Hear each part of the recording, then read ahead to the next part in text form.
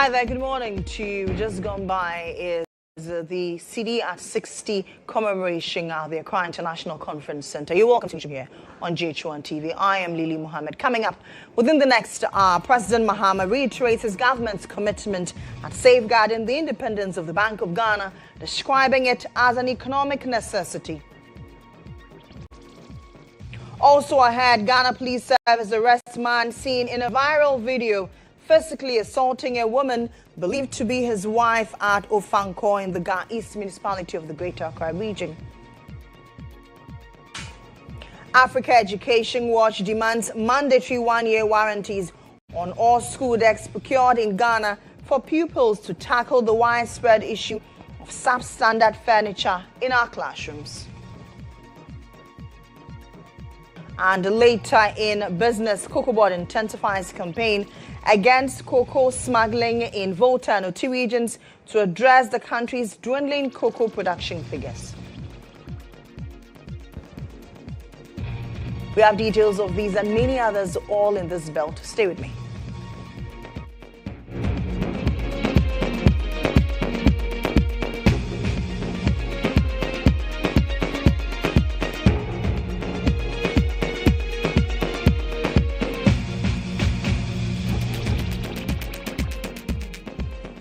Hello again, my name is Mohammed. The government of Ghana says it remains firmly committed to safeguarding the independence of the Bank of Ghana, describing it as an economic necessity. President John Dramani Mahama gave the assurance when he addressed participants at the CDR 60 International Currency Conference here in Accra. He emphasized that protecting the autonomy of the central bank is crucial for sustaining confidence in the financial system and ensuring long-term economic stability.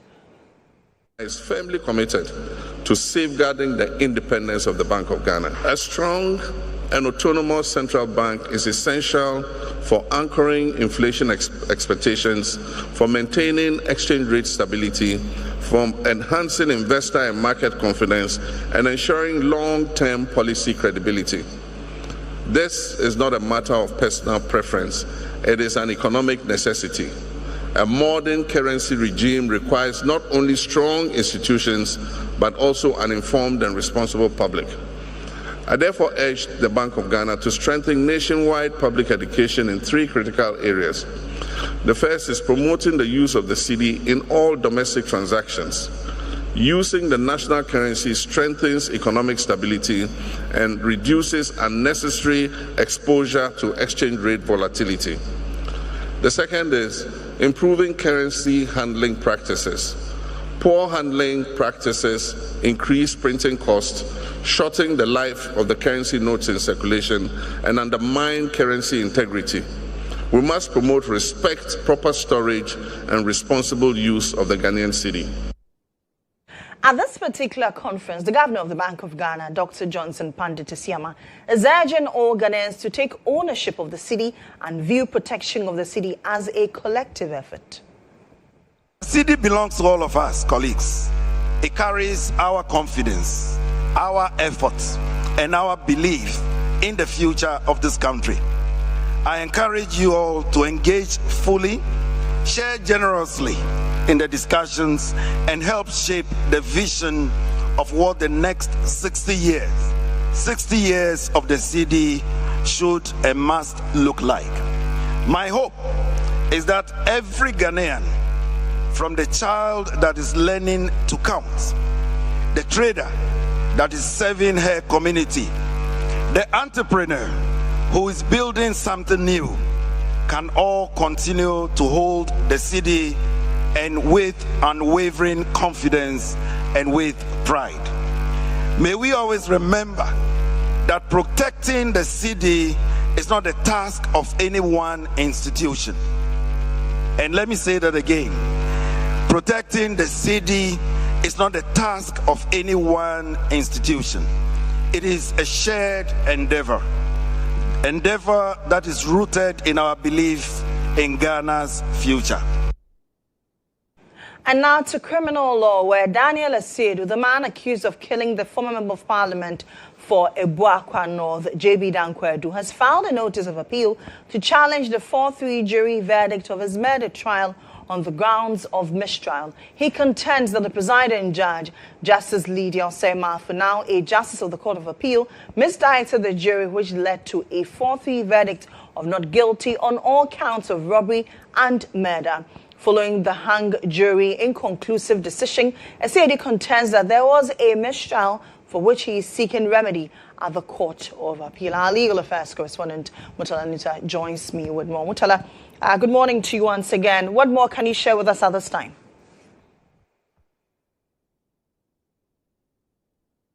Well, Lily, in context, for those who remember, December 4 last year, the jury received a 4-3 verdict of not guilty in favor of Daniel Asiedu. What that means in law is that verdict, there's no decision.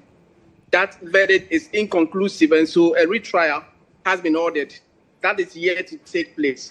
His lawyers looked at the situation and examined what took place in the course of the trial and said, look, there has been an issue. They are not satisfied with the proceedings, especially so they think that there has been some mistrial. The jury were misdirected to have come to that decision.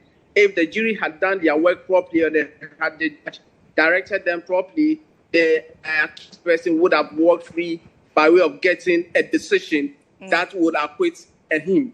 Now, they have looked at that and said, look, we're going to the Court of Appeal. Last Monday, they were out of time, went to the Court of Appeal, sought for extension of time, which they were granted 2 weeks to be able to file their processes. What I can confirm to you now is that lawyers of Daniel Asiedu have filed a notice of appeal to challenge that particular jury verdict of 4-3 in his favor, not guilty in his favor.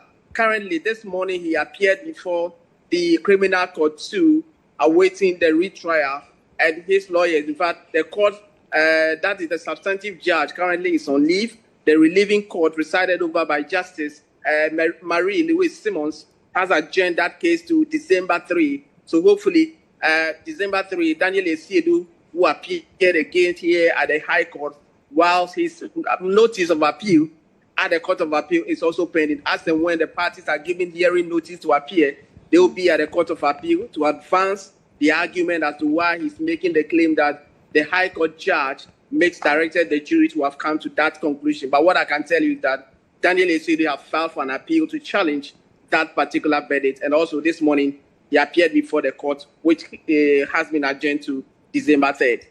Okay, Captain, thank you very much. We'll leave it here for now. I'm sure there are other cases that you're following up on will come to you subsequently in other belts. But the Director of Policy for the United Party, Dr. Nanaya GHOne, has described as inadvisable any move by the New Patriotic Party to urge the newly sworn-in Chief Justice to decline his appointment due to lingering disagreements surrounding the tenure of former Chief Justice Gertrude Torkornoo. According to Dr. GHOne, such disagreements are now long overdue and urge political actors to move on. Advised that he should have turned it down. But I think that essentially reflects the level of polarization in our political system. You know, MPP lawyer is very happy from NDC side, and I believe my friend from the MPP side will obviously not be very happy. And as lawyer said, if you look at his professional track record in the judiciary, he started from the lowest and now has ascended to the highest. And I think that he will be among few professionals in the legal jurisdiction profession to have attained that kind of height. So the key issue, as you raise, and we will not sweep the concerns of MPP, we shouldn't sweep them under the carpet. And I think that we need to commend the immediate past Chief Justice for her contribution to Mother Ghana. We shouldn't just, box everything into a box and brush it with negativity. She did her best, but the circumstances under which she was removed is another matter to be discussed. I feel that as a country we must move on. Where we've gotten to, as he said, we can only move on. We can't go far back. It's very important that we expand access to judiciary or judicial service. Ordinary people across the country find it very difficult to have access to, the judicial service. Right. Access is very important. You should find a very innovative way, especially with adaptation of technology, to improve access to judicial service. Our private legal practitioner, mining engineer, and a member of the NDC communications team, Theophilus Jumega Jr. Esquire, has dismissed suggestions that former Chief Justice GHOne could return to occupy her position again, describing the notion as impossible and legally unsound. Of tomorrow morning or this morning, it doesn't preclude her from going to court again. She can file another one in the afternoon. And we fast track that one too, and she files another one. We fast track that one too. That's absurdity. The other thing is that there's a case in ECOWAS court. How are we going to fast track that? Ask ECOWAS court to fast track. The idea about Justice Esaba Araba Tokono coming back to be a Chief Justice in Ghana is not going to happen. That door is closed. How do we remove the current one? Since 146 has produced the guideline for removal, I believe 146 was used to remove Esaba Araba Tokono. So that was fait accompli, done and dusted. He said it looks like academic. It's neither academic nor comical. It won't happen. It can be academic. There's no possibility. There's no possibility. It won't happen. On what grounds? On what grounds? I mean, what grounds will it? One, are we going to review the whole process? There is no path for review. And the law is clear that when a statute provides a way of doing something, it is only that way that must be followed. And that way was followed. So what review are we going to get? No. Is it an appeal? The law does not make provision for an appeal. Where are we going? Is it the interlocutory applications? The law does not make provisions for that. Where are we going? Or we are going to be novel in this situation? It is interesting that this is a clear case of novelty in terms of removal of a Chief Justice. But as the Chinese say, a journey of 1,000 miles begins with a step. We have taken a first step. We are learning as we are going. Let's now touch on an unfortunate running story where the Ghana Police Service has arrested a man captured in a viral Facebook video violently assaulting a woman believed to be his wife at Ofanko in the Ga East Municipality. The suspect, John Odate-Lante, was apprehended on Monday, November 17, 2025 at the family residence following widespread public outrage over the disturbing footage. The video, which triggered a wave of condemnation online, prompted calls for swift action from the Ghana Police Service. According to the Criminal Investigations Department, two of the suspect's siblings, Grace Kushi-Lante and Louise Odate-Lante, were also arrested after they attempted to attack a female tenant they believed had recorded and circulated the video. The tenant was rescued by the police and placed under protection. Police say a search is currently underway to locate the victim, who, according to reports, fled the residence before officers arrived to ensure his safety and provide the necessary support.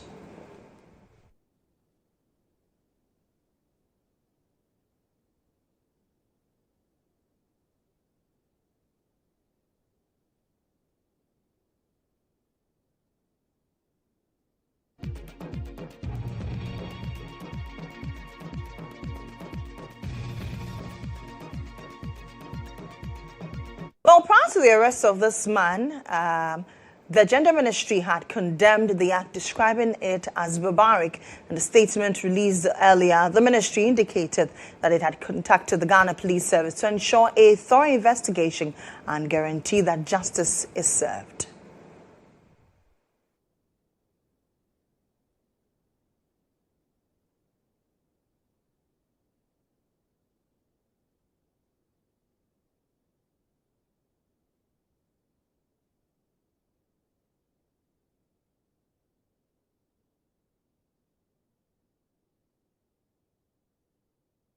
Let's stay a while longer on this unfortunate subject. We've been joined by the founder of the ACT Foundation, Angela Dramina Abuaji. Thank you very much for joining us. Good afternoon to you. Yes, good afternoon. It's good to have you. Now, I'm sure this is not the first time such incidents are coming to your attention. Upon first seeing the viral video, what was your reaction? Hello. Hello, Angela, can you hear me? Line was breaking. But can you hear me now? Yes, I can hear you. Okay, great. I was saying that I'm sure this is not the first time incidents like these have come to your table. Upon seeing the viral video, what was your initial reaction? Oh, well, it was quite disgusting, of course. It's nothing that you'd want to see on an early morning. But yeah, I'm not surprised. That's a surprise. I'm long past surprised because these are endemic issues in our society. So, well, just a few weeks ago, somebody burnt his wife and 6 children to death. And prior to that, many other women have been killed. 1 or 2 men too, but a lot of women. So it's endemic. Are we making progress? I know you've been on this fight for the longest. Are we making any progress as a country? Well, if we are going to talk about progress, we know that we do have more than enough laws and policies on this matter. The issue has always been the commitment, the money, the capacity, the will, the organizing to fight it. So for us, the progress is the law and the policies. The progress is that we do have institutions of state that should be able to respond. But are they responding? Are we doing the preventive work? Are we providing the services? No. We don't have enough of that. And so they continue unabated. If you say we don't have enough of that, what happens to victims like these in the video? In the immediate, what can we do for her? Well, the thing is that if people knew what to do, they would immediately go to the appropriate place to report and try to get an enforcement person to intervene. So that's why the information, the preventive aspect is very important. What do you do if you're in a situation like this? Or what do you do if you find your neighbor, your sister, your friend in a situation like this? So that's a very, very important part of the equation. Otherwise, people will just stand there and video.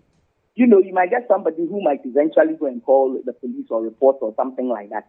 And then, where do we withdraw the person to? So where are the shelters? You may well know that the shelter I run is the only formally known shelter, operational shelter in Ghana. And I set it up in 1995. We started working in 1999. And that's not good enough. Okay, so while we work on her case, where does she go?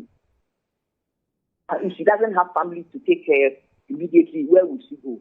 And if the perpetrator is the kind of person who can go to your family house and beat you in front of your father and mother, which happens in this country, where will you go? So these are the issues. It's not that we don't have the laws and policies. We do. But is this something, we know that the victim in question fled the scene. The police is making frantic efforts to find her whereabouts and protect her. Is this something the ACT Foundation is going to take on keenly? I know you're overwhelmed. I know your hands are full. Yes, but if we know where she is, that's what we do.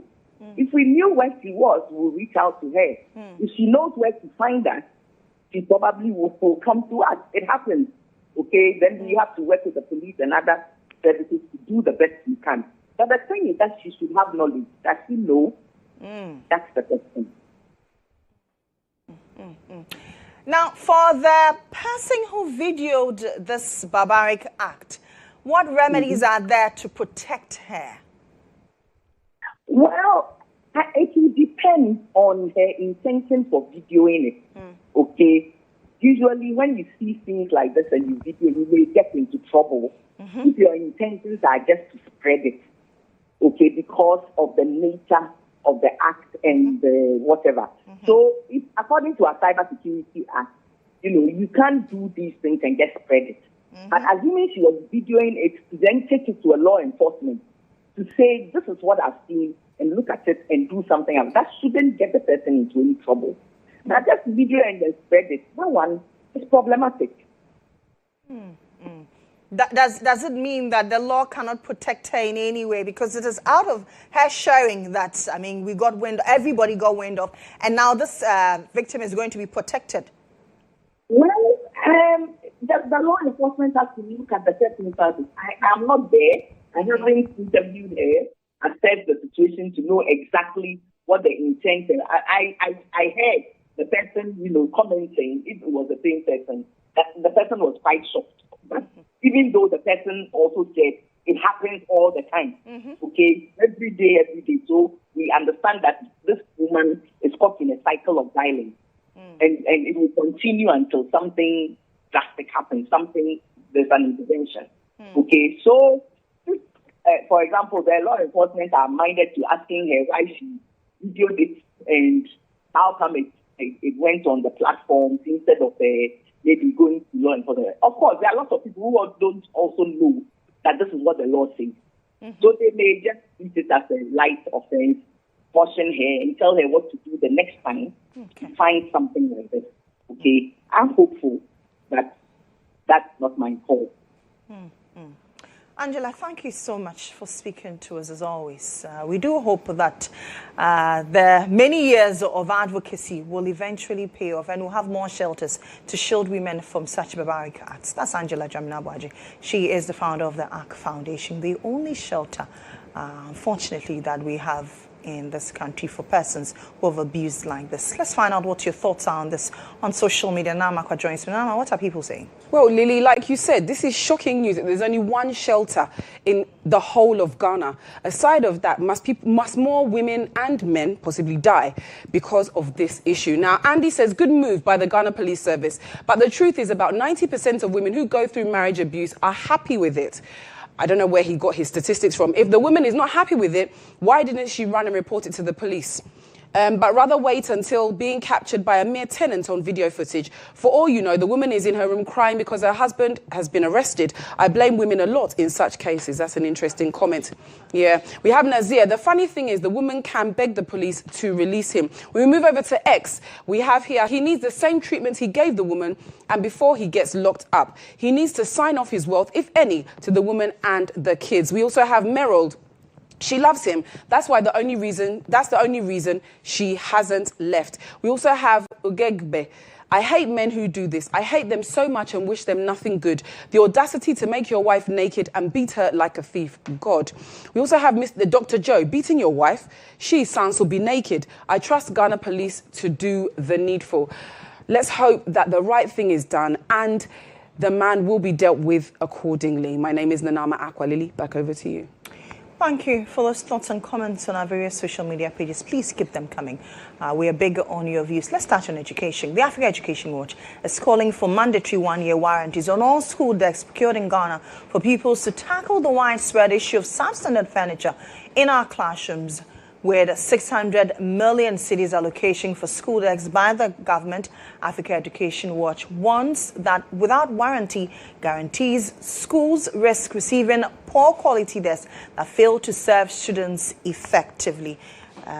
Kofi Asari is the Executive Director of the Africa Education Watch, and he joins me. Kofi, thank you very much for joining me. Good afternoon to you. Hi, good afternoon, and good afternoon to your audience. You're welcome. How serious is the issue of not procuring warranties on our school desks, and how can we go about this such that we all benefit as a country? About 1 million desks are required in our basic schools. I'm sure it's even more than 1 million by now. The reason why the deficit is so huge is because, one, we have underinvested in school furniture over the years. But most importantly, school furniture, when supplied, has been of poor quality, very poor quality. Speak to school head to tell you, after a year, or sometimes barely a year, you find the school furniture deteriorating in quality. And so it has become important that as government plans to invest so much in procuring desks for our basic schools, we do it and do it well.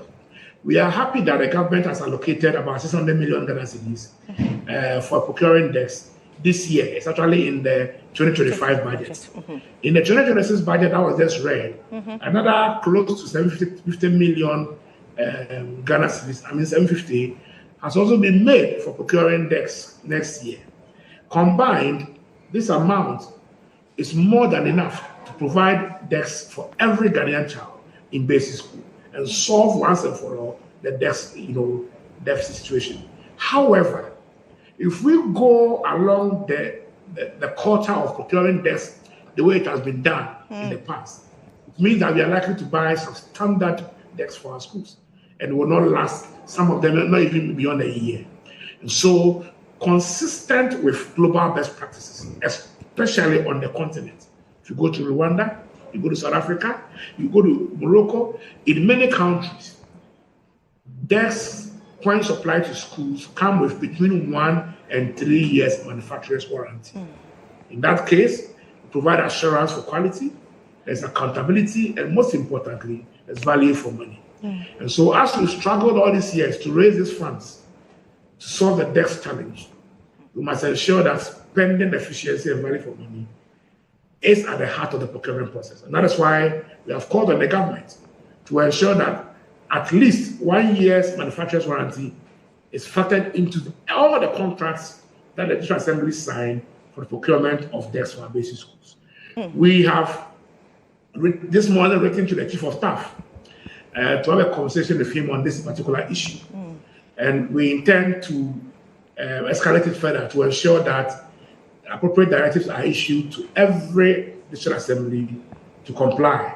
We do this, we protect the tax city. That's our interest. You mentioned that you met the Chief of Staff on this particular subject. What was his response? And hitherto, what was procurement processes like in terms of these desks? The regular procurement practice is that you are given a contract to supply desks, and you supply them, and you are paid. That's it. We've had, 2 years ago at Delta Municipal, they had to reject desks that were supplied to them. These were desks even rejected on the day of supply, not after 1 year, on the day of supply at Delta. So there have been so many countless occasions where desks supplied are rejected because of poor quality. Why do we have that situation? We have that situation because the person procuring the desk is not the person using the desk. Sure. An entity is procuring a desk from Accra to be supplied to Praso. So if it gets there of poor quality, many times there's no option than to accept it. Now, government has decided that it is decentralizing the desk procurement. If you read the manifesto of the NDC, they promised that they would decentralize the implementation of what they call furniture for all. And so if the government intends to implement their manifesto by decentralizing desk procurement, then what we are saying is that in that decentralized procurement regime, make sure that in the contract of manufacturers, there is a warranty clause, at least 1 year. Okay. So that if desks are supplied substandard, immediately the warranty will kick in. If desks are supplied and they are good, but beyond term 1 or term 2, they begin showing wear and tear, manufacturer's warranty will kick in. Up to 1 year. Now, there are 2 ways in doing this. One way is to let it go to the normal manufacturer's warranty process, where when some of them spoil, you call them to come and fix it, etc. Another way of doing it is that you retain a percentage of their contract sum. Let's say 10%, until after 1 year, when everything is fine, then you release to them. So there are various ways of going about it, but we strongly recommend to the government that without a warranty system, shoddy desks will procure as usual, and 2 years from now, we'll come crying that we still lack 1 million desks. We don't want that to happen. We want to get value for money, and we are interested in how the close to 1 billion cedis, 600 million Ghana cedis in this year's budget, and 750 million cedis in next year's budget. One, we are interested in how much this colossal amount of money is spent to sustainably end the desk conundrum in our basic schools. And that's why we are interested in having this conversation with the government at the highest level. Absolutely. Kofi, thank you very much. I'm sure in the coming months we'll revisit this conversation and see how far we are as a country. That's Kofi Asare. He's the Executive Director of the Africa Education Watch. Now, a newly born baby girl who was reportedly injured during a cesarean section at the GHOne Municipal Hospital is now receiving treatment at the Mary Theresa Catholic Hospital in Dodi Papasi in the Oti region. Our correspondent Benjamin Makafuya-Tipo has the rest of the story. According to the relatives, both mother and child were discharged from the GHOne Municipal Hospital on Monday, 10th November 2025, after being informed that the baby had sustained an injury during a cesarean section. The father, Divine Agede, who expressed frustration over the incident, said the GHOne Municipal Hospital must be held accountable. The demand for justice, not requesting for money, not requesting for anybody to be sanctioned or to be discharged from duty, but that other children out there may not suffer, or who are yet to be born may not suffer the same problem that we are going through now. Because the hospital has not treated us well, the baby was discharged with the mother to go home, and then we always come back every day to have the wound dressed for the baby. Meanwhile, we are not staying in the same community where the hospital authorities at GHOne are yet to officially comment on the matter. However, information gathered by our news team indicates that a series of meetings have been held at the district and regional levels as health officials work to address the situation.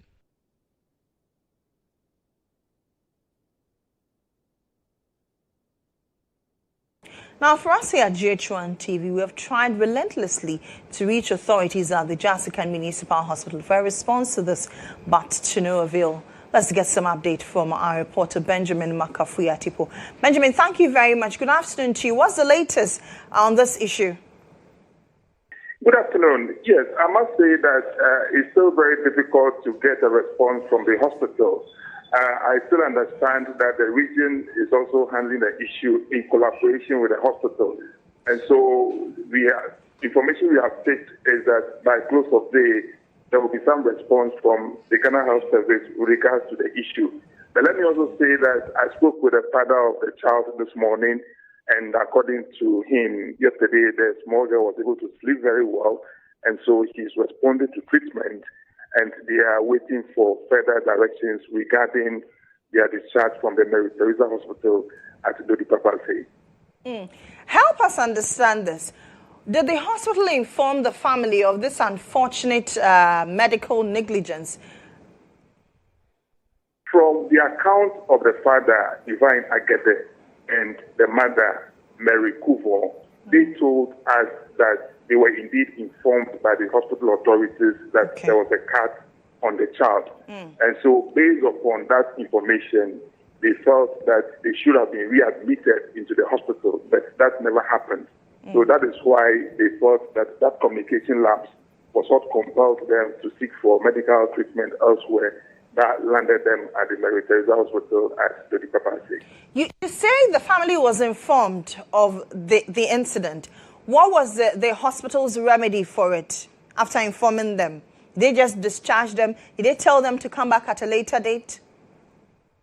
From the account of the father, they asked them to report the following day after they were discharged on the 10th of November from the hospital. But then they felt that the reaction from the hospital was not forthcoming or was not welcoming enough for them to get back to the hospital, because the father also said that because they don't reside in GHOne and they live in KJB, which is about some 20-30 minutes drive from GHOne, and so they felt that the communication was not good enough, and that they felt that they should have been asked to stay on and that treatment for the child, and so they feel that something should be done correctly, and that this should not happen again in the coming days or after this incident. All right. Kindly keep monitoring and update us subsequently. That's Benjamin Atipo. He is our T regional correspondent. Let's bring you news from the business world. The Business Brief is brought to you by CompuGhana, passion for technology.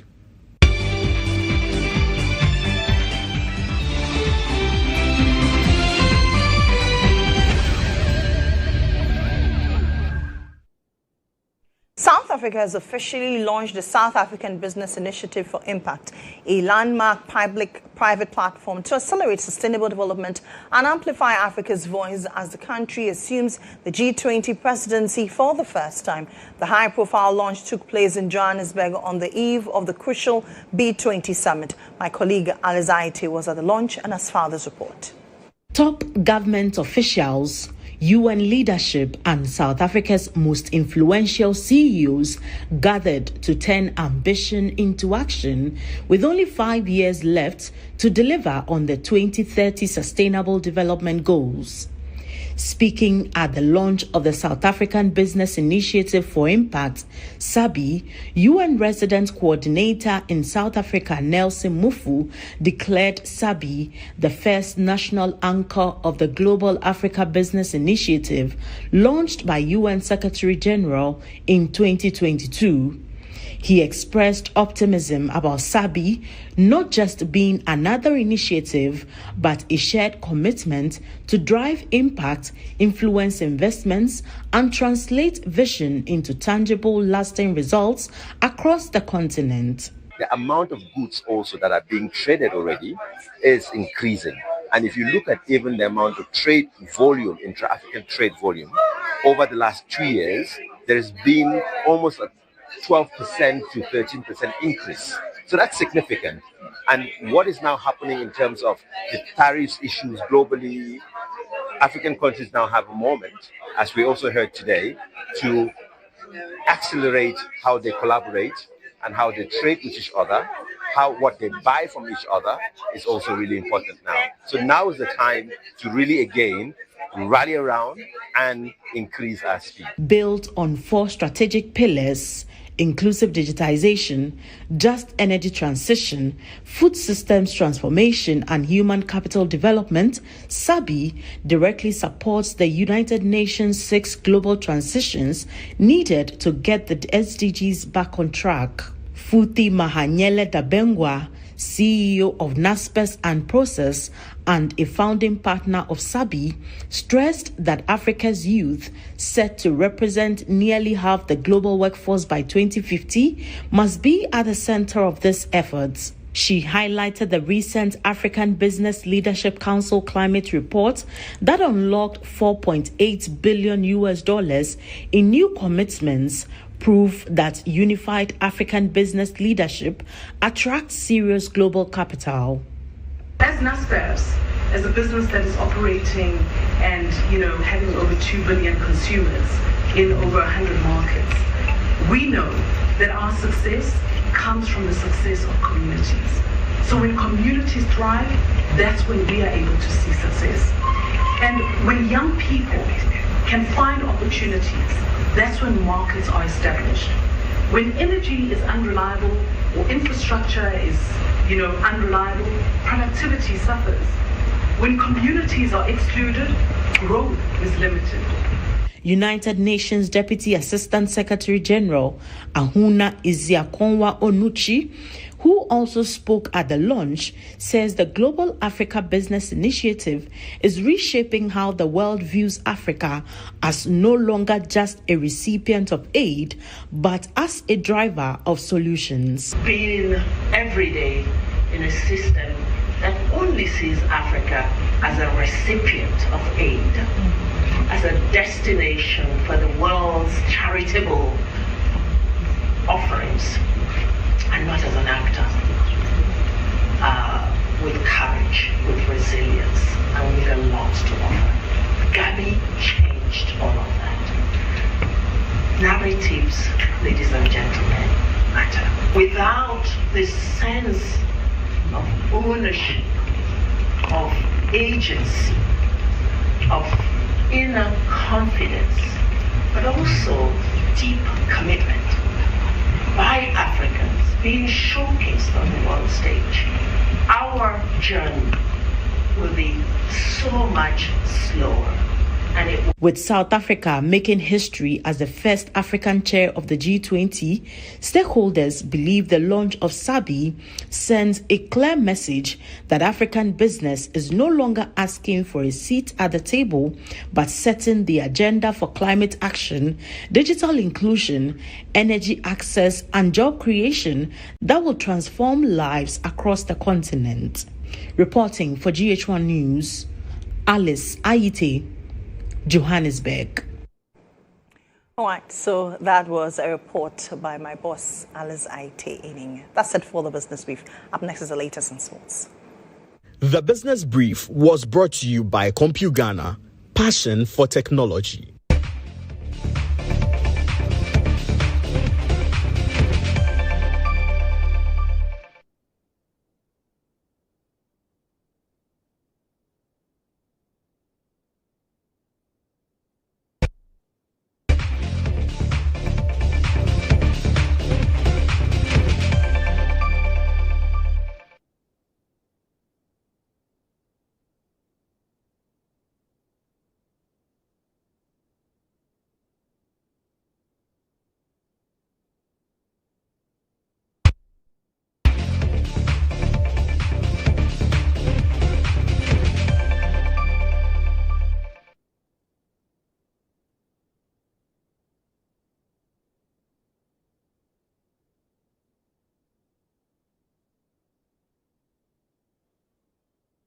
Many thanks for joining me here on Sports Brief. I am Monica Bukari. Now, day 3 of the 2025 Super Volleyball Championship at the Baltimore Sports Complex Dome delivered a fierce battle between the Police Women and Air Force Women's team. Both sides split the first 4 sets, forcing a decisive 5th set where the Police side powered to 17 points to seal the victory.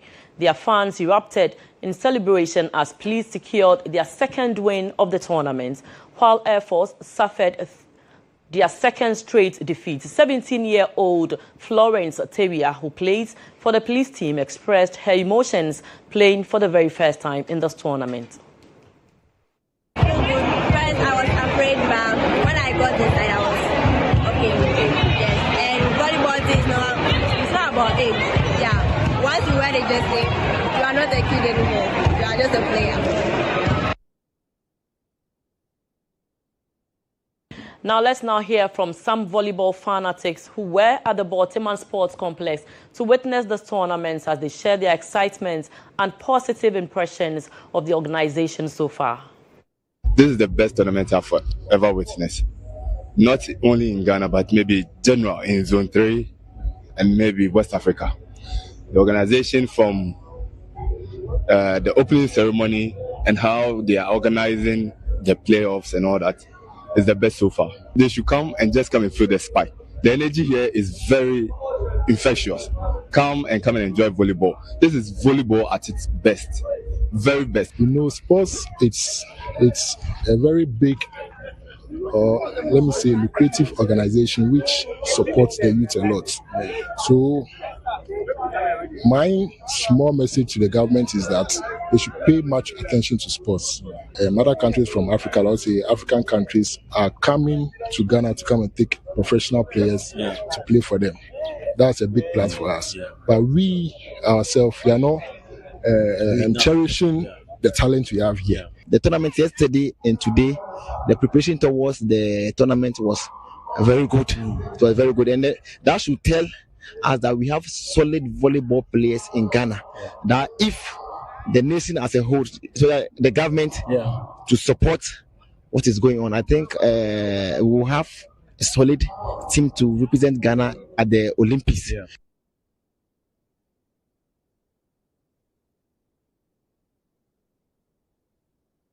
Away from that, Richard Akpokabie Esquire, president of the Ghana Olympic Committee, has engaged with Gianni Mello, the president of the International Association of Sports Press, AIPS, at the Olympic House in Accra.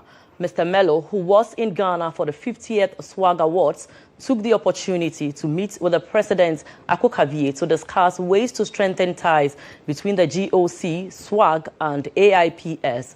President Akpokabie welcomed President Melo to the Olympic House and expressed his gratitude for AIP's president's interest in promoting sports journalism in Ghana. He highlighted the GOC's intention to partner SWAC in enhancing the development of sports journalists in Ghana.